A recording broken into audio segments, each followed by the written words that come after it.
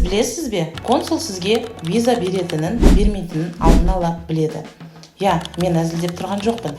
Өтініштегі сурет пен төлқұжатыңызға қарап-ақ ол шешім қабылдап үлгереді. Сол себепті дұрыс түсірілген фото өте маңызды.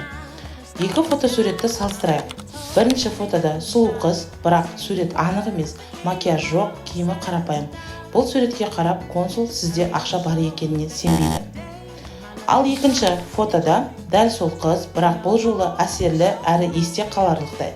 Суреттің сапасы жоғары, бет әлпеті анық көрінеді. Киімі де, макияжы да бәрі ретімен. Мұндай фотодан оның ақшасы бар екенін байқауға болады. Демек, ол шетелге жұмыс істеуге емес, керісінше ақша жұмсауға бара жатыр. Мұндай адам бірден көзге түседі. Тағы да осындай пайдалы ақпарат білу үшін парақшамызға тіркеліңіз.